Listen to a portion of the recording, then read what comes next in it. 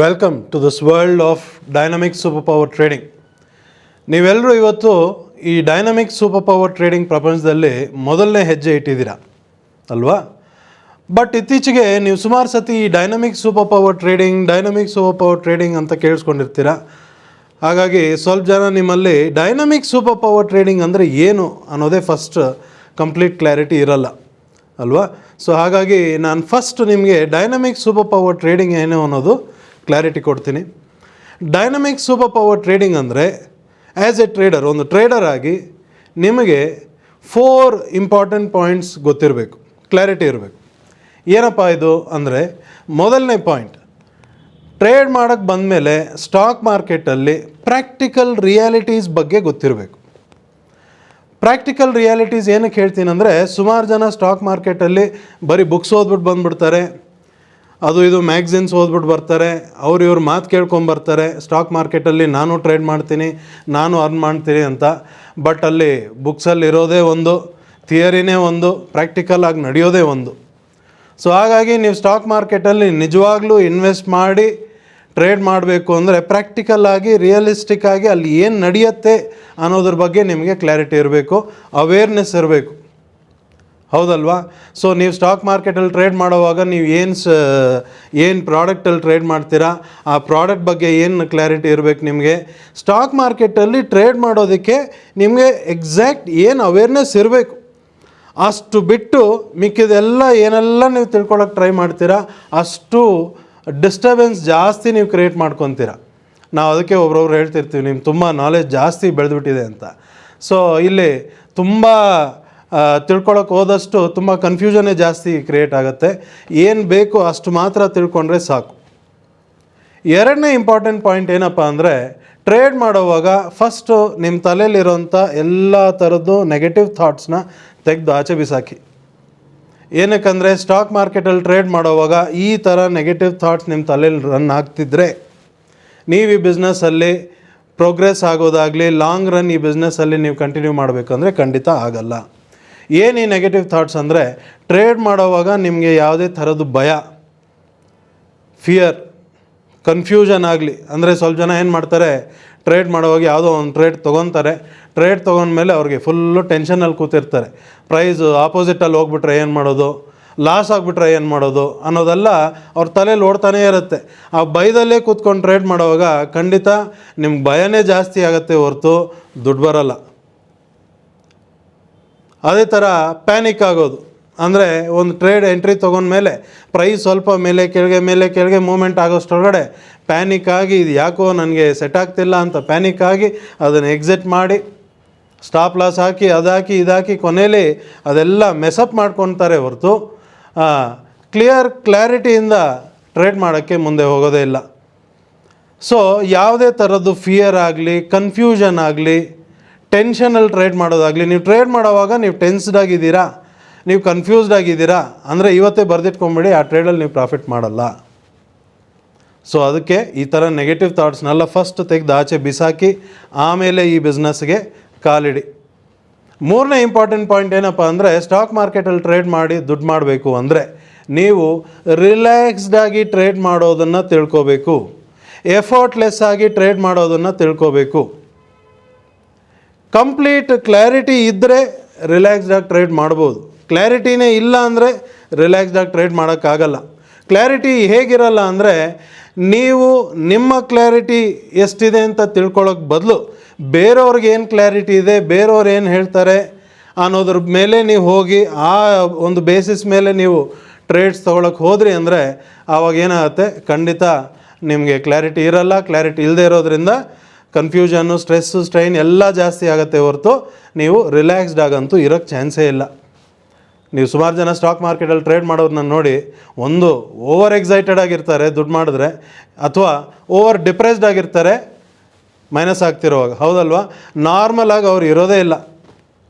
So ನೀವು normal ಆಗಿದ್ರೇ ಈ stock ಮಾರ್ಕೆಟಲ್ಲಿ ಲಾಂಗ್ ರನ್ ಅಂದರೆ ನೀವು ಲೈಫ್ ಲಾಂಗ್ ಈ ಸ್ಟಾಕ್ ಮಾರ್ಕೆಟಲ್ಲಿ ಟ್ರೇಡ್ ಮಾಡ್ತಾ ದುಡ್ಡು ಮಾಡ್ತಾ ಹೋಗಬೇಕು ಅಂದರೆ ಆವಾಗ ನೀವು ರಿಲ್ಯಾಕ್ಸ್ಡಾಗಿ ಟ್ರೇಡ್ ಮಾಡೋದು ಹೇಗೆ ಅನ್ನೋದನ್ನು ತಿಳ್ಕೋಬೇಕು, ಎಫರ್ಟ್ಲೆಸ್ ಆಗಿ ಟ್ರೇಡ್ ಮಾಡೋದು ಹೇಗೆ.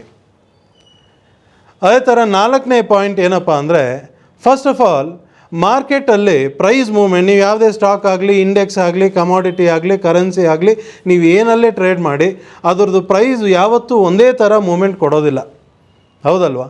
ನಿನ್ನೆ ಇದ್ದಿದ್ದ ಥರ ಮಾರ್ಕೆಟ್ ಮೂವ್ಮೆಂಟ್ ಇವತ್ತಿರಲ್ಲ, ಇವತ್ತಿದ್ದಿದ್ದ ಥರ ನಾಳೆ ಇರಲ್ಲ, ಹೋದ ತಿಂಗಳಿದ್ದಿದ್ದ ಥರ ಈ ತಿಂಗಳಿರಲ್ಲ, ಈ ವರ್ಷ ಇರೋ ಥರ ನೆಕ್ಸ್ಟ್ ಇಯರ್ ಇರಲ್ಲ.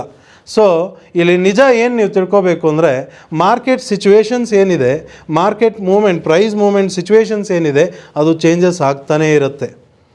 ಸೊ ನಾನು ಸ್ಟಾಕ್ ಮಾರ್ಕೆಟಲ್ಲಿದ್ದು ಅದರಲ್ಲಿ ಟ್ರೇಡ್ ಮಾಡ್ತಾ day after day, month after month, year after year ಈ ಬಿಸ್ನೆಸ್ಸಲ್ಲಿ ನಾನು ಟ್ರೇಡ್ ಮಾಡ್ತಾ ದುಡ್ಡು ಮಾಡ್ಕೊಂಡು ಹೋಗಬೇಕು ಅಂದರೆ ನನಗೆ ಯಾವುದೇ ಥರದ್ದು ಮಾರ್ಕೆಟ್ ಸಿಚುವೇಷನ್ನಲ್ಲಿ ಹೇಗೆ ಟ್ರೇಡ್ ಮಾಡಬೇಕು, ಆ ಮಾರ್ಕೆಟ್ ಚೇಂಜಸ್ ಜೊತೇಲಿ ನಾನು ಹೆಂಗೆ ಅಡ್ಯಾಪ್ಟ್ ಆಗೋದು ಅನ್ನೋದು ಕ್ಲಾರಿಟಿ ಇರಬೇಕು, ಹೌದಲ್ವಾ? ಸೊ ಚೇಂಜಿಂಗ್ ಮಾರ್ಕೆಟ್ ಕಂಡೀಷನ್ ಅನ್ನೋದಕ್ಕೆ ನಾನು ಫ್ಯೂ ಎಕ್ಸಾಂಪಲ್ಸ್ ನಿಮಗೆ ಕೊಡ್ತೀನಿ. ಸುಮಾರು ಸತಿ ನೀವು ಕೇಳ್ಪಟ್ಟಿರ್ತೀರ, ಮಾರ್ಕೆಟ್ ಕಂಪ್ಲೀಟ್ ಅಪ್ ಟ್ರೆಂಡ್ ಅಂತ ಹೇಳ್ತಾರೆ. ಅಂದರೆ ರೈಸಿಂಗ್ ಮಾರ್ಕೆಟ್, ಪ್ರೈಸು ಕಂಟಿನ್ಯೂಸ್ ಆಗಿ ಇನ್ಕ್ರೀಸ್ ಆಗ್ತಾನೇ ಇರುತ್ತೆ ಅಂತ. ಸೊ ಅಂಥ ಸಿಚುವೇಷನಲ್ಲಿ ಹೇಗೆ ಟ್ರೇಡ್ ಮಾಡೋದು, ಸೊ ದೊಡ್ಡ ಮೂಮೆಂಟ್ಸಲ್ಲಿ ಹೇಗೆ ಟ್ರೇಡ್ ಮಾಡೋದು, ಮ್ಯಾಕ್ಸಿಮಮ್ ಪ್ರಾಫಿಟ್ ಹೇಗೆ ಮಾಡೋದು. ಅದೇ ಥರ ಒಂದೊಂದು ಸತಿ ಮಾರ್ಕೆಟ್ ಕ್ರ್ಯಾಶ್ ಆಗೋಯ್ತು ಅಂತಾರೆ. ಸೊ ಮಾರ್ಕೆಟ್ ಕ್ರ್ಯಾಶ್ ಆಯಿತು ಅಂದರೆ ಹೇಗೆ ಟ್ರೇಡ್ ಮಾಡಬೇಕು? ಎಲ್ಲರೂ ಮಾರ್ಕೆಟ್ ಕ್ರ್ಯಾಶ್ ಅಂತಲೇ ಪ್ರಪಂಚ ಎಲ್ಲ ಜನ ಎಲ್ಲ ಭಯಪಡೋದೆ, ಅಯ್ಯೋ ಮಾರ್ಕೆಟ್ ಕ್ರ್ಯಾಶ್ ಆಗೋಯ್ತು, ಯಾವ ನ್ಯೂಸ್ ಪೇಪರ್ ನೋಡಿದ್ರೂ ಜನ ಇಷ್ಟು ಕಳ್ಕೊಂಬಿಟ್ರು, ಎಲ್ಲ ಕಡೆನೂ ಇದೇ ಹೇಳ್ತಾರೆ. ಯಾಕೆ? ಮಾರ್ಕೆಟ್ ಡೌನ್ ಬಂದಾಗಲೂ ಹೇಗೆ ಟ್ರೇಡ್ ಮಾಡಬೇಕು, ದುಡ್ಡು ಹೇಗೆ ಮಾಡಬೇಕು ಅಂತ ನಿಮಗೆ ಕ್ಲಾರಿಟಿ ಇದ್ದರೆ ನೀವು ಆ ಕ್ಯಾಟಗರಿಗೆ ಹೋಗಲ್ಲ. ಅದೇ ಥರ ಸುಮಾರು ಸತಿ ಮಾರ್ಕೆಟ್ ಓಪನ್ ಆದಾಗ ನೀವು ನೋಡಿರ್ತೀರ, ಪ್ರೈಸ್ ಗ್ಯಾಪ್ ಅಪ್ ಓಪನ್ ಆಗಿರುತ್ತೆ, ಗ್ಯಾಪ್ ಡೌನ್ ಓಪನ್ ಆಗುತ್ತೆ, ಹೌದಲ್ವಾ?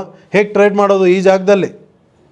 ಫಾಲ್ಸ್ ಪ್ರೈಸ್ ಮೂಮೆಂಟ್ ಅಂತ ಹೇಳ್ತೀವಿ. ಅಂದರೆ ಮೇಲೆ ಹೋಗೋ ಥರನೇ ಹೋಗುತ್ತೆ, ಎಲ್ಲರನ್ನೂ ಟೆಂಪ್ಟ್ ಮಾಡಿಸಿ ಅದನ್ನು ಕೂತ್ಕೊಂಡು ನೋಡ್ತಿರೋರೆಲ್ಲ ಏನು ಮಾಡ್ತಾರೆ, ಓ ಇದು ಯಾಕೋ ತುಂಬ ಫಾಸ್ಟಾಗಿ ಹೋಗ್ತಿದೆ, ಇನ್ನೂ ಹೋಗ್ಬಿಡತ್ತೇನೋ ಅಂತ ಹೋಗಿ ಅವ್ರು ಬೈ ಮಾಡ್ತಾನೆ, ಅಲ್ಲಿಂದ ಪ್ರೈಸ್ ಡೌನ್ ಬಂದ್ಬಿಡೋದು. ಇದನ್ನೇ ಫಾಲ್ಸ್ ಪ್ರೈಸ್ ಮೂಮೆಂಟ್ ಅಂತ ಹೇಳ್ತೀವಿ. ಈ ಥರ ಸಿಚುವೇಷನಲ್ಲಿ ಹೇಗೆ ಟ್ರೇಡ್ ಮಾಡ್ತೀರಾ? ಮೋಸ್ಟ್ ಇಂಪಾರ್ಟೆಂಟ್ ಒಂದಿದೆ, ಏನಪ್ಪ ಅಂದರೆ ಇದು ಅಪ್ ಟ್ರೆಂಡು ಇಲ್ಲ, ಡೌನ್ ಟ್ರೆಂಡು ಇಲ್ಲ, ಅಲ್ಲಲ್ಲೇ ಟ್ರೇಡ್ ಆಗ್ತಿರೋಂಥದ್ದು. ಇದನ್ನು ಸೈಡ್ ವೇಸ್ ಮಾರ್ಕೆಟ್ ಅಂತ ಹೇಳ್ತಾರೆ. ಪ್ರಪಂಚದಲ್ಲಿ ಇವತ್ತು ನೀವು ಹೋಗಿ ಯಾವುದೇ ಎಕ್ಸ್ಪರ್ಟು, ಎಷ್ಟೊಂದು ಜನ ಟ್ರೇಡರ್ಸ್ ಇದ್ದಾರೆ, ಅವ್ರನ್ನೆಲ್ಲರ ಹತ್ರನೂ ನೀವು ಬೇಕಾದ್ರೆ ಮಾತಾಡಿ, ಸೈಡ್ ವೇಸ್ ಮಾರ್ಕೆಟಲ್ಲಿ ಟ್ರೇಡ್ ಮಾಡೋದು ಹೇಗೆ ಅಂತ ನೀವು ಒಂದು ಸತಿ ಕೇಳಿದಾಗ ನಿಮಗೆ ಗೊತ್ತಾಗುತ್ತೆ, ಈ ಒಂದು ಮಾರ್ಕೆಟ್ ಸಿಚುವೇಶನ್ಗಂತೂ ಸೊಲ್ಯೂಷನೇ ಇಲ್ಲ ಅಂದ್ಬಿಟ್ಟೆ ಸುಮಾರು ಜನ ನಿಮ್ಗೆ ಹೇಳೋದು. ಅದೇ ಥರ ಟ್ರೇಡ್ ಮಾಡ್ತಿರುವಾಗ ಸುಮಾರು ಸಿಕ್ಕಾಪಟ್ಟೆ ನ್ಯೂಸ್ ಆಗಲಿ, ಈವೆಂಟ್ಸ್ ಆಗಲಿ, ಎಕನಾಮಿಕ್ ಆ್ಯಕ್ಟಿವಿಟೀಸ್ ಆಗಲಿ, ಈ ಥರ ಸುಮಾರು ನಡೀತಿರುತ್ತೆ. ಇದರಿಂದ ಪ್ರೈಸ್ ಮೂಮೆಂಟ್ ಮೇಲೆ ಇಂಪ್ಯಾಕ್ಟ್ ಆಗುತ್ತೆ ಅನ್ನೋದು ಇರುತ್ತೆ. ಸೊ ಅಂಥ ಸಿಚುವೇಶನ್ಸಲ್ಲೂ ಹೇಗೆ ಟ್ರೇಡ್ ಮಾಡ್ತೀರಾ? ಸೊ ಏನು ಹೇಳಕ್ಕೆ ಬರ್ತಿದ್ದೀನಿ ಅಂದರೆ, ಈ ಮಾರ್ಕೆಟ್ ಸಿಚುವೇಶನ್ಸ್ ಚೇಂಜ್ ಆಗ್ತಾನೆ ಇರುತ್ತೆ. ಅದಕ್ಕೆ ಅಂತ ಎಲ್ಲ ಥರದ್ದು ಮಾರ್ಕೆಟ್ ಸಿಚುವೇಶನ್ ಒಂದೇ ದಿವಸನೇ ಬಂದ್ಬಿಡಲ್ಲ. ಇವತ್ತೊಂದು ಥರ ಇರುತ್ತೆ, ನಾಳೆ ಇನ್ನೊಂದು ಥರ ಇರುತ್ತೆ. ಸೊ ಈ ಚೇಂಜಿಂಗ್ ಮಾರ್ಕೆಟ್ ಸಿಚುವೇಶನ್ ಜೊತೆ ನೀವು ಹೇಗೆ ಅಡಾಪ್ಟ್ ಆಗ್ತೀರಾ, ನೀವು ಹೇಗೆ ಟ್ರೇಡ್ ಮಾಡ್ತೀರಾ, ಟ್ರೇಡ್ ಮಾಡೋದು ಅಲ್ಲದೆ ದುಡ್ಡು ಹೇಗೆ ಮಾಡ್ತೀರಾ ಅನ್ನೋದು ಇಂಪಾರ್ಟೆಂಟ್.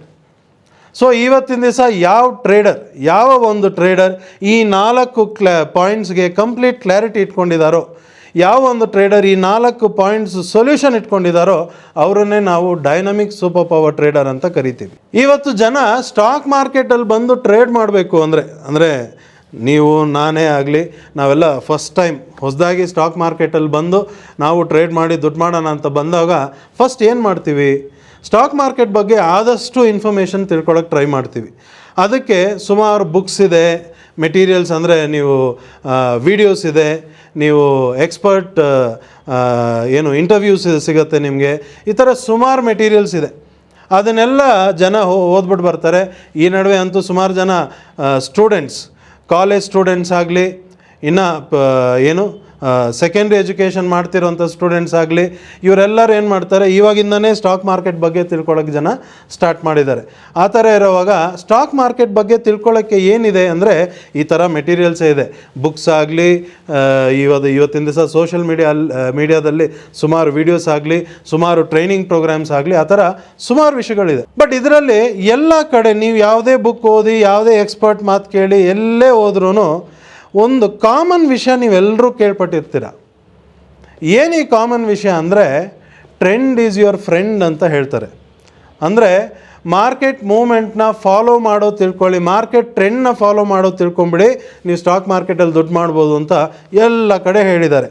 ಇವತ್ತಲ್ಲ, ಅದು ಇಯರ್ಸ್ ಟುಗೆದರಿಂದ ಹೇಳ್ತಾನೆ ಬರ್ತಿದ್ದಾರೆ, ಹೌದಲ್ವಾ? ಟ್ರೆಂಡ್ ಈಸ್ ಯುವರ್ ಫ್ರೆಂಡ್ ಅಂತ ಹೇಳ್ತಾ ಬರ್ತಿದ್ದಾರೆ. ಬಟ್ ಇಲ್ಲಿ ಪ್ರಶ್ನೆ ಏನಪ್ಪ ಅಂದರೆ, ಟ್ರೆಂಡನ್ನ ಫ್ರೆಂಡ್ ಹೇಗೆ ಮಾಡ್ಕೊಳ್ಳೋದು, ಟ್ರೆಂಡನ್ನು ಫಾಲೋ ಮಾಡೋದು ಹೇಗೆ? ಈ ಒಂದು ಪ್ರಶ್ನೆಗೆ ಅಂತೂ ಎಲ್ಲೂ ನನಗೆ ಗೊತ್ತಿರೋ ಪ್ರಕಾರ ಅಷ್ಟು ಕ್ಲಾರಿಟಿ ಎಲ್ಲೂ ಸಿಕ್ಕಿಲ್ಲ. ಏನಕ್ಕಂದರೆ ಟ್ರೆಂಡನ್ನು ಫಾಲೋ ಮಾಡೋದು ಹೇಗೆ ಅಂತ ತಿಳ್ಕೊಳ್ಳೋದಕ್ಕೆ ಸುಮಾರು ಜನ ಏನು ಮಾಡ್ತಾರೆ, ಮಾರ್ಕೆಟ್ ಮೂಮೆಂಟ್ನ ಅನಲೈಸ್ ಮಾಡೋಕ್ಕೆ ಹೋಗ್ತಾರೆ. ಅದರಲ್ಲೂ ಫಂಡಮೆಂಟಲ್ ಅನಾಲಿಸಿಸ್ ಅಂತ ಮಾಡ್ತಾರೆ. ಅದರಲ್ಲೇನೋ ಒಂದು ಸ್ಟಾಕ್ ಅದ್ರದ್ದು ಫೈನಾನ್ಷಿಯಲ್ಸು ಡೀಟೇಲ್ಸ್ ಎಲ್ಲ ತೊಗೊಂಡು ಅದ್ರ ಬಗ್ಗೆ ಇನ್ಡೆಪ್ತಾಗಿ ಅನಲೈಸ್ ಮಾಡಿ ಈ ಪ್ರೈಸ್ ಇಲ್ಲಿಂದ ಮೇಲೆ ಹೋಗುತ್ತಾ, ಫ್ಯೂಚರ್ ಹೇಗಿದೆ ಈ ಪರ್ಟಿಕ್ಯುಲರ್ ಸ್ಟಾಕ್ ಪ್ರೈಸ್ ಮೂಮೆಂಟ್ಗೆ, ಇದೆಲ್ಲ ತಿಳ್ಕೊಂಡು ಆ ಸ್ಟಾಕಲ್ಲಿ ಹೋಗಿ ಅದನ್ನು ಬೈ ಮಾಡಿ ಇನ್ವೆಸ್ಟ್ ಮಾಡಿ ಎಲ್ಲ ಮಾಡ್ತಾರೆ. ಹೋಗಲಿ, ನೀವೆಲ್ಲ ಇನ್ವೆಸ್ಟ್ ಮಾಡಿದ್ರಿ, ಒಳ್ಳೆಯದೇ ಆಯಿತು. ನೀವು ಇನ್ವೆಸ್ಟ್ ಮಾಡಿದ್ಮೇಲೆ ನೀವು ಅಂದ್ಕೊಂಡಂಗೆ ಪ್ರೈಸ್ ನಿಧಾನಕ್ಕೆ ಮೇಲೆ ಹೋಗುತ್ತೆ ಅಂತ ಇಟ್ಕೊಳ್ಳೋಣ. ಈ ಸಿಚುವೇಷನಲ್ಲೂ ನೀವು ಬೈ ಮಾಡಿರೋಂಥ ಸ್ಟಾಕನ್ನು ಯಾವಾಗ ತನಕ ಅದನ್ನು ಹೋಲ್ಡ್ ಮಾಡಿ ಇಟ್ಕೋಬೇಕು ಅಂತ ಕ್ಲಾರಿಟಿ ಇದೆಯಾ? ಅಥವಾ ನೀವು ಬೈ ಮಾಡಿದ್ಮೇಲೆ ಆ ಸ್ಟಾಕ್ ಪ್ರೈಸ್ ಇನ್ಕ್ರೀಸ್ ಆಗ್ತಿರೋವಾಗ ಎಲ್ಲಿಂದ ಅದು ಟರ್ನ್ ಆಗಿ ಟೋಟಲಾಗಿ ಡೌನ್ ಬಂದುಬಿಡತ್ತೆ ಅಂತ ಕ್ಲಾರಿಟಿ ನಿಮಗಿದೆಯಾ? ಎಲ್ಲಿ ಪ್ರಾಫಿಟ್ ಬುಕ್ ಮಾಡ್ಕೊಂಡು ಆಚೆ ಬರಬೇಕು ಅನ್ನೋ ಕ್ಲಾರಿಟಿ ನಿಮಗಿದೆಯಾ? ಯೋಚನೆ ಮಾಡಿ ನೋಡಿ. ಇದೇ ಥರ ಸ್ವಲ್ಪ ಜನ ಏನು ಮಾಡ್ತಾರೆ, ಕೂತ್ಕೊಂಡು ಟೆಕ್ನಿಕಲ್ ಅನಾಲಿಸಿಸ್ ಅಂತ ಮಾಡ್ತಾರೆ. ಅದಕ್ಕೆ ಸುಮಾರು ಥರದ್ದು ಈ ಪ್ರೈಸ್ ಮೂಮೆಂಟ್ನ ಗ್ರಾಫಿಕಲಾಗಿ ನೋಡ್ಕೊಳ್ಳೋದಕ್ಕೆ ಚಾರ್ಟ್ಸ್ ಇಟ್ಕೊತಾರೆ. ಅದರಲ್ಲಿ ಲೈನ್ಸು ಟ್ರೆಂಡ್ ಲೈನ್ಸ್ ಡ್ರಾ ಮಾಡೋದು, ಚಾರ್ಟ್ ಪ್ಯಾಟರ್ನ್ಸ್ ಅನಲೈಸ್ ಮಾಡೋದು, ಅದೇ ಏನೋ ಪ್ರೈಸ್ ಆ್ಯಕ್ಷನ್ ಅಂತ ಹೇಳ್ತಾರೆ. ಸುಮಾರು ಥರದ್ದು ಇಂಡಿಕೇಟರ್ಸ್ ಇದೆ.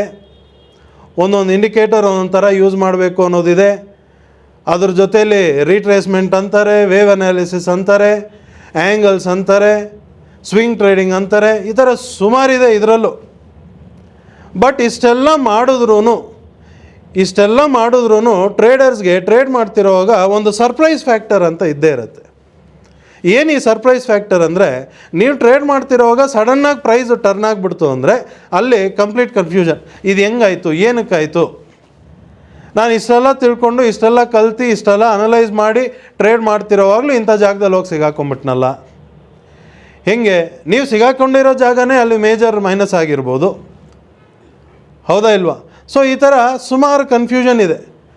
ಸೊ ನಾನು ಮತ್ತೆ ಅದೇ ಪಾಯಿಂಟಿಗೆ ಬರ್ತೀನಿ. ಟ್ರೆಂಡ್ ಈಸ್ ಯುವರ್ ಫ್ರೆಂಡ್ ಅಂತ ಬಂದಮೇಲೆ ಮಾರ್ಕೆಟ್ ಕ್ರ್ಯಾಶ್ ಆದವಾಗ ನೀವು ದುಡ್ಡು ಮಾಡಬೇಕಲ್ವಾ, ಹೌದಾ ಇಲ್ವಾ? ಟ್ರೆಂಡ್ ನಿಮ್ಮ ಫ್ರೆಂಡ್ ತಾನೆ. ಸೊ ಕ್ರ್ಯಾಶ್ ಆದವಾಗ ಯಾಕೆ ನಿಮಗೆ ಎನಿಮಿ ಆಗಿಬಿಡ್ತು ಮಾರ್ಕೆಟು, ಹೌದಾ ಇಲ್ವಾ? ಅಲ್ಲಿ ದುಡ್ಡು ಮಾಡಬೇಕಲ್ವ. ಗ್ಯಾಪ್ ಅಪ್ ಆಯಿತು, ಗ್ಯಾಪ್ ಡೌನ್ ಆಯಿತು, ಅಂಥ ಜಾಗದಲ್ಲೂ ಪ್ರಾಫಿಟ್ ಮಾಡಬೇಕಲ್ವ. ಏನಕ್ಕೆ? Trend is your friend. ಏನಕ್ಕಾಗ್ತಿಲ್ಲ? ಏನಕ್ಕೆ ಇವತ್ತಿಗೂ ಜನಕ್ಕೆ ಈ ಒಂದು ಮಾರ್ಕೆಟ್ ಸಿಚುವೇಶನ್ಗೆ ಸೊಲ್ಯೂಷನೇ ಇಲ್ಲ. Sideways market. ಇಲ್ಲಿ ಯಾಕೆ ಟ್ರೇಡರ್ಸ್ ಭಯಪಡ್ತಾರೆ ಟ್ರೇಡ್ ಮಾಡೋದಕ್ಕೆ? ಟ್ರೆಂಡ್ ಈಸ್ ಯುವರ್ ಫ್ರೆಂಡ್ ಅಲ್ವಾ, ಹೌದಾ ಇಲ್ವಾ? ಸೊ ಇಷ್ಟೆಲ್ಲ ತಿಳ್ಕೊಂಡಾದ್ಮೇಲೂ ಏನು ಒಂದು ಕನ್ಫ್ಯೂಷನ್ ಜನಕ್ಕೆ ಅಂದರೆ, ಟ್ರೆಂಡನ್ನು ಫ್ರೆಂಡ್ ಮಾಡ್ಕೊಳ್ಳೋದು ಹೇಗೆ ಅನ್ನೋದು ಇನ್ನೂ ಯಾರಿಗೂ ಕ್ಲಾರಿಟಿ ಇಲ್ಲ. ಸೊ ಒಂದು ಟ್ರೆಂಡ್ ಅಂತ ಬಂದಮೇಲೆ ಒಂದು ಅಪ್ ಟ್ರೆಂಡ್ ಅಂತ ಇಟ್ಕೊಳ್ಳಿ. ಅಪ್ ಟ್ರೆಂಡಲ್ಲಿ ಪ್ರೈಸ್ ಸುಮ್ಮನೆ ಡೈಲಿ ಮೇಲೆ ಹೋಗ್ತಾನೆ ಇರುತ್ತಾ, ಸ್ಟ್ರೈಟ್ ಲೈನಲ್ಲಿ ಮೇಲೆ ಹೋಗುತ್ತಾ? ಅಥವಾ ಡೌನ್ ಟ್ರೆಂಡಲ್ಲಿ ಪ್ರೈಸ್ ಸ್ಟ್ರೈಟ್ ಲೈನಲ್ಲಿ ಡೌನ್ ಬರುತ್ತಾ? ಯೋಚನೆ ಮಾಡಿ. ಆ ಥರ ಯಾವಾಗಲೂ ಆಗಲ್ಲ. ಅಪ್ ಟ್ರೆಂಡಲ್ಲೂ ಪ್ರೈಸ್ ಅಪ್ ಆ್ಯಂಡ್ ಡೌನ್ ಮಾಡಿಕೊಂಡೇ ಹೋಗುತ್ತೆ. ಈ ಅಪ್ ಆ್ಯಂಡ್ ಡೌನ್ ಮೂಮೆಂಟಲ್ಲಿ ಎಷ್ಟು ಸತಿ ಅದರಲ್ಲಿ ಗ್ಯಾಪ್ ಅಪ್ ಗ್ಯಾಪ್ ಡೌನ್ ಆಗಿರಲ್ಲ, ಎಷ್ಟು ಸತಿ ಅದರಲ್ಲಿ ಫಾಲ್ಸ್ ಪ್ರೈಸ್ ಮೂಮೆಂಟ್ ಆಗಿರಲ್ಲ, ಎಷ್ಟು ಸತಿ ಅದರಲ್ಲಿ ನಿಮಗೆ ಸೈಡ್ ವೇಸ್ ಆಗಿರಲ್ಲ, ಎಷ್ಟು ಸತಿ ಅದರಲ್ಲಿ ನ್ಯೂಸ್ ಆಗಲಿ ಈವೆಂಟ್ಸ್ ಆಗಲಿ ಇದೆಲ್ಲನೂ ಆಗಿರಲ್ಲ, ಹೌದಲ್ವಾ? So trend is our friend ಅಂದ್ಬಿಟ್ಟು ಜನರಲಾಗಿ ನಾವು ಹೋಗಿ ಟ್ರೇಡ್ ಮಾಡಿಬಿಡೋಣ ಅಂತ ಬಂದರೆ, ಈ ಕ್ಲಾರಿಟಿ ಇಲ್ಲದೆ ನೀವು ಟ್ರೆಂಡ್ ಅಂತ ಗೊತ್ತಿದ್ರೂ ಅದರಲ್ಲಿ ಟ್ರೇಡ್ ಮಾಡೋಕ್ಕಾಗಲ್ಲ. ನಾಳೆ ದಿವಸ ಈ ಸ್ಟಾಕ್ ಅಪ್ ಟ್ರೆಂಡಲ್ಲಿದೆ, ಸುಮ್ಮನೆ ಬೈ ಮಾಡಿ ಮೇಲೆ ಹೋಗ್ತಾ ಇರುತ್ತೆ ಅಂತ ಯಾರಾದರೂ ಹೇಳ್ಬಿಟ್ರೂ ಅದನ್ನು ಸಕ್ಸಸ್ಫುಲ್ಲಾಗಿ ಟ್ರೇಡ್ ಮಾಡೋಕ್ಕಾಗಲ್ಲ. ಏನಕ್ಕಂದರೆ ಈ ಥರದೆಲ್ಲ ಮೂಮೆಂಟ್ ಇರುತ್ತಲ್ಲ, ಆ ಅಪ್ ಆ್ಯಂಡ್ ಡೌನ್ ಮೂಮೆಂಟ್ ಆಗ್ತಿರತ್ತಲ್ಲ, ಅದರಲ್ಲಿ ಮೈಂಡ್ ಚೇಂಜ್ ಆಗ್ತಾ ಇರುತ್ತೆ. ಮಾರ್ಕೆಟ್ ಮೂಮೆಂಟ್ ಚೇಂಜ್ ಆಗೋ ಜೊತೆಲಿ ಮೈಂಡ್ ಚೇಂಜ್ ಆಗಿಬಿಟ್ಟಿರುತ್ತೆ. ಏನಕ್ಕಂದರೆ ಕ್ಲಾರಿಟಿ ಇರಲ್ಲ, ಹೌದಲ್ವಾ? ಸೊ ಈ ಥರ ಇರೋವಾಗ ಇವತ್ತು ನೀವು ಡೈನಮಿಕ್ ಸೂಪರ್ ಪವರ್ ಟ್ರೇಡಿಂಗ್ ವರ್ಕ್ಶಾಪಲ್ಲಿ ಹೆಜ್ಜೆ ಇಟ್ಟಿದ್ದೀರಾ. ಅದರಲ್ಲೂ ಇವಾಗ ನಿಮ್ಮ ಹತ್ರ ಡೈನಮಿಕ್ ಲೈವ್ ಅಥವಾ ಡೈನಮಿಕ್ ಸಿಸ್ಟಮ್ ಬೇರೆ ಇದೆ. ಇದು ಎರಡು ಏನು ಮಾಡತ್ತಂದರೆ ನಿಮಗೆ ಮಾರ್ಕೆಟ್ ಮೂಮೆಂಟಲ್ಲಿ ಯಾವುದೇ ಟ್ರೆಂಡ್ ಅಪ್ ಟ್ರೆಂಡ್ ಆಗಲಿ ಡೌನ್ ಟ್ರೆಂಡ್ ಆಗಲಿ ಅದು ನೀಟಾಗಿ ಐಡೆಂಟಿಫೈ ಮಾಡಿ ಹೇಳುತ್ತೆ ನಿಮಗೆ ಇದು ಟ್ರೆಂಡ್ ಅಪ್ ಇದೆ, ಇದು ಟ್ರೆಂಡ್ ಡೌನ್ ಇದೆ. ಅದೆಲ್ಲ ಇಲ್ಲದೆ ಪ್ರೈಸ್ ಮೂಮೆಂಟ್ ಆಗ್ತಿರೋವಾಗ ಎಲ್ಲೋ ಒಂದು ಜಾಗದಲ್ಲಿ ಟರ್ನ್ ಆಗುತ್ತೆ ಅಂದರೆ ಇಲ್ಲಿಂದ ಪ್ರೈಸ್ ಟರ್ನ್ ಆಗುತ್ತೆ, major price reversal points. Price down ಬರ್ತಿರೋವಾಗ ಕೆಳಗಿಂದ ಇಲ್ಲೊಂದು ಮೇಜರ್ ಅಪ್ ಮೂಮೆಂಟ್ ಆಗುತ್ತೆ ಅನ್ನೋ ಇನ್ಫಾರ್ಮೇಷನ್ ಮೊದಲೇ ನಿಮಗೆ ಆ ಟರ್ನ್ ಆಗೋ ಜಾಗದಲ್ಲೇ ಕೊಡುತ್ತೆ. ಒಂದು ಅಪ್ ಟ್ರೆಂಡ್ ಮಾರ್ಕೆಟಲ್ಲಿ ಮಧ್ಯದಲ್ಲಿ ಆಗೋಂಥ ಅಪ್ ಆ್ಯಂಡ್ ಡೌನ್ ಮೂಮೆಂಟ್, ಈ ಅಪ್ ಆ್ಯಂಡ್ ಡೌನ್ ಮೂಮೆಂಟಲ್ಲೂ ಸ್ವಲ್ಪ ದೊಡ್ಡ ಅಪ್ ಆ್ಯಂಡ್ ಡೌನ್ ಮೂಮೆಂಟ್ ಇರುತ್ತೆ, ಸ್ವಲ್ಪ ಸಣ್ಣ ಪುಟ್ಟ ಅಪ್ ಆ್ಯಂಡ್ ಡೌನ್ ಮೂಮೆಂಟ್ ಇರುತ್ತೆ. ಆ ದೊಡ್ಡ ಅಪ್ ಆ್ಯಂಡ್ ಡೌನ್ ಮೂಮೆಂಟನ್ನು ಟರ್ನಿಂಗ್ ಪಾಯಿಂಟಲ್ಲಿ ಐಡೆಂಟಿಫೈ ಮಾಡುತ್ತೆ. ಇಲ್ಲಿಂದ ಒಂದು ಅಪ್ ಮೂಮೆಂಟ್, ಇಲ್ಲಿಂದ ಒಂದು ಡೌನ್ ಮೂಮೆಂಟ್ ಅನ್ನೋದು ಅದು ನೀಟಾಗಿ ಐಡೆಂಟಿಫೈ ಮಾಡಿ ಹೇಳುತ್ತೆ. ಆ ದೊಡ್ಡ ಅಪ್ ಆ್ಯಂಡ್ ಡೌನ್ ಮೂಮೆಂಟ್ ಮಾತ್ರ ಅಲ್ಲದೆ ಸಣ್ಣ ಪುಟ್ಟ ಅಪ್ ಆ್ಯಂಡ್ ಡೌನ್ ಮೂಮೆಂಟ್ನು ಅದು ಟರ್ನಿಂಗ್ ಪಾಯಿಂಟಲ್ಲಿ ಐಡೆಂಟಿಫೈ ಮಾಡಿ ಹೇಳುತ್ತೆ. ಸೈಡ್ ವೇಸ್ ಮಾರ್ಕೆಟಲ್ಲಿ ಮಾರ್ಕೆಟ್ ಮೂಮೆಂಟ್ ಸೈಡ್ ವೇಸ್ ಆಗೋಕ್ಕೆ ಮುಂಚೆನೇ ಇನ್ನೇನು ಇವಾಗ ಸೈಡ್ ವೇಸ್ ಸ್ಟಾರ್ಟ್ ಆಗೋಕ್ಕೆ ರೆಡಿ ಆಗ್ತಿದೆ, ಸ್ಟಾರ್ಟ್ ಆಯಿತು, ಇವಾಗ ಸೈಡ್ ವೇಸ್ ನಡೀತಿದೆ, ಸೈಡ್ ವೇಸ್ ಮುಗೀತು, ಸೈಡ್ ವೇಸ್ ದೂರ ಹೋಯಿತು ಅನ್ನೋ ಇನ್ಫಾರ್ಮೇಷನ್ ನಿಮಗೆ ಸ್ಟೆಪ್ ಬೈ ಸ್ಟೆಪ್ ಆ ಮಾರ್ಕೆಟ್ ಮೂಮೆಂಟ್ ಜೊತೆಲೇ ನಿಮಗೆ ಆ ಇನ್ಫಾರ್ಮೇಷನ್ ಕೊಡ್ತಾ ಬರುತ್ತೆ. ನೀವು ಟ್ರೇಡ್ ಮಾಡ್ತಿರೋವಾಗ ಯೋಚನೆ ಮಾಡಿ ನೋಡಿ, ಈ ಥರ ಒಂದು ಇನ್ಫಾರ್ಮೇಷನ್ ಒಂದೊಂದು ಪಾಯಿಂಟಲ್ಲೂ ನಿಮಗೆ ಸಿಗ್ತಾ ಹೋದರೆ ನಿಮಗೆ ಎಷ್ಟು ಕ್ಲಾರಿಟಿಯಿಂದ ಓಕೆ ಇವಾಗ ನಾನು ಸೈಡ್ ವೇಸ್ ಮಾರ್ಕೆಟಲ್ಲಿ ಟ್ರೇಡ್ ಮಾಡೋಕ್ಕೆ ಹೊಡ್ತಿದ್ದೀನಿ, ಓಕೆ ಇವಾಗ ಕೆಳಗೆ ಬರ್ತಿದ್ದ ಪ್ರೈಸು ಮೇಲೆ ರಿವರ್ಸ್ ಆಗೋಕ್ಕೆ ಹೋಗ್ತಿದೆ, ಇದರಲ್ಲಿ ನಾನು ಟ್ರೇಡ್ ಮಾಡೋಕ್ಕೆ ಹೋಗ್ತಿದ್ದೀನಿ, ಓಕೆ ಇಲ್ಲಿಂದ ಒಂದು ಮೇಜರ್ ಪ್ರೈಸ್ ಮೂಮೆಂಟ್ ಆಗೋಕ್ಕೆ ರೆಡಿ ಆಗ್ತಿದೆ, ಇಲ್ಲಿ ನಾನು ಟ್ರೇಡ್ ಮಾಡೋಕ್ಕೆ ಹೋಗ್ತಿದ್ದೀನಿ ಅಂತ ಕ್ಲಾರಿಟಿ ಇಟ್ಕೊಂಡು ನೀವು ಟ್ರೇಡ್ ಮಾಡ್ತೀರಾ. ಹೌದಾ ಇಲ್ವಾ? ಒಂದೊಂದು ಮೂಮೆಂಟಲ್ಲೂ ಅದರಲ್ಲೂ ಒಂದು ಮೂಮೆಂಟ್ ಆಗ್ತಿರೋವಾಗ ಆ ಮೂಮೆಂಟಲ್ಲಿ ಸ್ಟ್ರೆಂತ್ ಏನಿದೆ, ಒಂದು ಅಪ್ ಟ್ರೆಂಡಲ್ಲಿ ಸ್ಟ್ರೆಂತ್ ಏನಿದೆ, ಒಂದು ಡೌನ್ ಟ್ರೆಂಡಲ್ಲಿ ಸ್ಟ್ರೆಂತ್ ಏನಿದೆ, ಸ್ಟ್ರೆಂತ್ ತಿಳ್ಕೊಳ್ಳೋದ್ರಿಂದ ಬೆನಿಫಿಟ್ ಏನು? ಸ್ಟ್ರೆಂತ್ ತಿಳ್ಕೊಳ್ಳೋದ್ರಲ್ಲಿ ಬೆನಿಫಿಟ್ ಏನಪ್ಪ ಅಂದರೆ ಒಂದು ಅಪ್ ಟ್ರೆಂಡಲ್ಲಿ ಪ್ರೈಸು ಸ್ವಲ್ಪ ಮೇಲೋಗಿ ಡೌನ್ ಬರ್ತಾ ಇರೋವಾಗ ನಮಗೆ ಕಂಪ್ಲೀಟ್ ಕ್ಲಾರಿಟಿ ಇರುತ್ತೆ, ಈ ಡೌನ್ ಮೂಮೆಂಟು ಸ್ವಲ್ಪ ಹೊತ್ತಿಗೆ ಇರುತ್ತೆ, ಮತ್ತೆ ಇದು ವಾಪಸ್ ಅಪ್ ಟ್ರೆಂಡ್ಗೆ ಹೋಗುತ್ತೆ. ಏನಕ್ಕೆ ಅಂದರೆ ಇದ್ರ ಸ್ಟ್ರೆಂತ್ ಜೋರಾಗಿದೆ, ಇದು ಮೇಲೆ ಹೋಗೋಂಥದ್ದು ಅನ್ನೋದು ಕ್ಲಾರಿಟಿ ಇರುತ್ತೆ ನಿಮಗೆ. ಸೊ ಇದು ಡೈನಮಿಕ್ ಲೈವ್ ಮಾಡೋಂಥ ಕೆಲಸ. ಯಾವುದೇ ಥರದ್ದು ಮಾರ್ಕೆಟ್ ಸಿಚುವೇಷನಲ್ಲೂ ನಿಮಗೆ ಟರ್ನಿಂಗ್ ಪಾಯಿಂಟಲ್ಲಿ ಮಾರ್ಕೆಟ್ ಪ್ರೈಸ್ ಎಲ್ಲೆಲ್ಲಿ ಟರ್ನ್ ಆಗುತ್ತೆ ಅನ್ನೋ ಇನ್ಫಾರ್ಮೇಷನ್ ನಿಮಗೆ ಕೊಡುತ್ತೆ. ಅದೆಲ್ಲ ಇಲ್ಲದೆ ಪ್ರೈಸ್ ಮೂಮೆಂಟ್ ಆಗ್ತಿರೋವಾಗ ನಾನು ಫಾಲ್ಸ್ ಪ್ರೈಸ್ ಮೂಮೆಂಟ್ ಅಂತ ಹೇಳಿದೆ. ಒಂದು ಮೂಮೆಂಟ್ ಆಗ್ತಿರೋವಾಗ ಎಲ್ಲರೂ ಬೈ ಮಾಡೋಂಥ ಜಾಗ, ಅಂಥ ಜಾಗದಲ್ಲಿ ಡೈನಮಿಕ್ ಲೈವ್ ಹೇಳುತ್ತೆ ಇಲ್ಲಿ ಬೈ ಮಾಡಬೇಡಿ, ಇದು ಮೇಲೆ ಹೋಗೋದಿಲ್ಲ, ಇಲ್ಲಿಂದ ರಿವರ್ಸ್ ಆಗಿ ಡೌನ್ ಬರುತ್ತೆ. ಒಂದೊಂದು ಕಡೆ ಬೈ ಮಾಡೋಂಥ ಜಾಗ ಬಂದ್ರೂ ಈ ಜಾಗದಲ್ಲಿ ಬೈ ಮಾಡಬೇಡಿ, ನಿಮ್ಗೆ ಇನ್ನೂ ಒಳ್ಳೆ ರೇಟ್ ಸಿಗುತ್ತೆ, ಸ್ವಲ್ಪ ವೆಯ್ಟ್ ಮಾಡಿ ಅನ್ನೋ ಇನ್ಫಾರ್ಮೇಷನ್ ನಿಮಗೆ ಕೊಡುತ್ತೆ. ಈ ಥರ ಟ್ರೇಡ್ ಮಾಡ್ತಿರೋ ನಿಮ್ಗೆ ಇನ್ಫಾರ್ಮೇಷನ್ ಸಿಕ್ಕಿದ್ರೆ, ಈ ಥರ ಇನ್ಫಾರ್ಮೇಷನ್ ಸಿಕ್ಕಿದ್ರೆ ನಿಮ್ಗೆ ಎಷ್ಟು ಕ್ಲಾರಿಟಿಯಿಂದ ನೀವು ಟ್ರೇಡ್ ಮಾಡ್ತೀರಾ, ಕ್ಲಾರಿಟಿ ಇರೋವಾಗ ಎಷ್ಟು ರಿಲ್ಯಾಕ್ಸ್ಡಾಗಿ ನಿಮ್ಮ ಟ್ರೇಡಿಂಗ್ ಹೋಗುತ್ತೆ ಅನ್ನೋದನ್ನು ನೀವು ಯೋಚನೆ ಮಾಡಿ ನೋಡಿ. ಸೊ ಇವತ್ತು ಡೈನಮಿಕ್ ಲೈವ್ ಅಥವಾ ಡೈನಮಿಕ್ ಸಿಸ್ಟಮ್ ಅಂದ್ಬಿಟ್ಟು ಸ್ಟಾಕ್ ಮಾರ್ಕೆಟ್ ಟ್ರೇಡಿಂಗಿಗೆ ಒಂದು ಫೈನಲ್, ಒಂದು ಅಲ್ಟಿಮೇಟ್ ಸೊಲ್ಯೂಷನ್ ಅಂತ ಆದಾಗ ಸ್ಟಾಕ್ ಮಾರ್ಕೆಟಲ್ಲಿ ಎಷ್ಟು ಜನ ಟ್ರೇಡರ್ಸ್ ಇದ್ದಾರೆ ವರ್ಲ್ಡ್ ವೈಡ್, ಎಲ್ಲ ಟ್ರೇಡರ್ಸ್ಗೂ ಏನೆಲ್ಲ ಇಶ್ಯೂಸ್ ಇದೆ, ಏನೆಲ್ಲ ಸೊಲ್ಯೂಷನ್ಸ್ ಅವ್ರು ಹುಡುಕ್ತಿದ್ದಾರೆ, ಅಷ್ಟು ಸೊಲ್ಯೂಷನ್ ಈ ಒಂದು ಡೈನಮಿಕ್ ಲೈವ್ ಡೈನಮಿಕ್ ಸಿಸ್ಟಮಲ್ಲೇ ಕಂಪ್ಲೀಟ್ ಸೊಲ್ಯೂಷನ್ ಸಿಕ್ಬಿಡುತ್ತೆ. ಅಂದರೆ ಇದೊಂದು ಕಂಪ್ಲೀಟ್ ಪ್ಯಾಕೇಜ್. ಇವಾಗ ಇದೇ ಅಲ್ಟಿಮೇಟ್ ಸೊಲ್ಯೂಷನ್ ಅಂತ ಆದಮೇಲೆ ಇವಾಗ ನೀವು ತಿಳ್ಕೊಬೇಕಾಗಿರೋದು ಏನಪ್ಪ ಅಂದರೆ ಇಲ್ಲಿ ಬರೋಂಥ ಇನ್ಫಾರ್ಮೇಷನ್ಗೆ ನೀವು ಯಾವ ಥರ ಟ್ರೇಡ್ ಮಾಡೋಕ್ಕೆ ಹೊಡ್ತೀರಾ, ನೀವು ಫ್ಯೂಚರ್ಸಲ್ಲಿ ಟ್ರೇಡ್ ಮಾಡಿದ್ರೆ ಯಾವ ಥರ ಮಾಡ್ತೀರಾ, ಆಪ್ಷನ್ಸಲ್ಲಿ ಟ್ರೇಡ್ ಮಾಡಿದ್ರೆ ಯಾವ ಥರ ಮಾಡ್ತೀರಾ ಅಂತ ತಿಳ್ಕೊಳ್ಳೋದೇ ನಿಮ್ಮ ಕೆಲಸ. ಬಟ್ ಇಷ್ಟು ಡೀಟೇಲ್ಸ್ ಮಾರ್ಕೆಟ್ ಮೂಮೆಂಟ್ ಬಗ್ಗೆ ಇಷ್ಟು ಕ್ಲಾರಿಟಿ ಇಲ್ಲದೆ ಜನರಲ್ ಆಗಿ ನಾನು ಇಂಟ್ರಾಡೇ ಟ್ರೇಡ್ ಮಾಡಬೇಕು, ನಾನು ಪೊಸಿಷನಲ್ ಟ್ರೇಡ್ ಮಾಡಬೇಕು, ನಾನು ಇನ್ವೆಸ್ಟ್ಮೆಂಟ್ ಮಾಡಬೇಕು, short term, medium term, long term investment ಮಾಡಬೇಕು ಅಂತ ಜನ ರಿಕ್ವೈರ್ಮೆಂಟ್ ಇಟ್ಕೊಂಡು ಬರ್ತಾರೆ ವಿನಃ ಈ ಕ್ಲಾರಿಟಿ ಇಟ್ಕೊಂಡು ಬರೋದಿಲ್ಲ. ನೀವು ಯಾವ ಥರ ಬೇಕಾದ್ರೂ ಟ್ರೇಡ್ ಮಾಡಿ, ಇಂಟ್ರಾಡೇ ಆದರೂ ಮಾಡಿ, ನೀವು ಪೊಸಿಷನಲ್ ಆದರೂ ಮಾಡಿ, ನೀವು ಇನ್ವೆಸ್ಟ್ಮೆಂಟ್ ಆದರೂ ಮಾಡಿ, ಬಟ್ ಇಷ್ಟು ಥರದ್ದು ಟ್ರೇಡಿಂಗ್ ಮಾಡೋವಾಗ ನೀವು ಕಂಟಿನ್ಯೂಸ್ ಕನ್ಸಿಸ್ಟೆಂಟಾಗಿ ಪ್ರಾಫಿಟ್ ಮಾಡ್ತಾ ಟ್ರೇಡ್ ಮಾಡಬೇಕು ಅಂದರೆ ಮಾರ್ಕೆಟ್ ಮೂಮೆಂಟ್ನ ಫಸ್ಟ್ ಅರ್ಥ ಮಾಡಿಕೊಂಡು ಡಿಫ್ರೆಂಟ್ ಮಾರ್ಕೆಟ್ ಸಿಚುವೇಷನ್ಗೆ ಯಾವ ಥರ ಟ್ರೇಡ್ ಮಾಡಬೇಕು ಅಂತ ಸೊಲ್ಯೂಷನ್ ಇಟ್ಕೊಂಡು ಬಂದು ಟ್ರೇಡ್ ಮಾಡಬೇಕು. ಆಯಿತಾ. ಸೊ ಇವತ್ತಿನ ದಿವಸ ಈ ಡೈನಮಿಕ್ ಸೂಪರ್ ಪವರ್ ಟ್ರೇಡಿಂಗ್ ವರ್ಕ್ಶಾಪಿಗೆ ಬಂದಿದ್ದೀರಾ.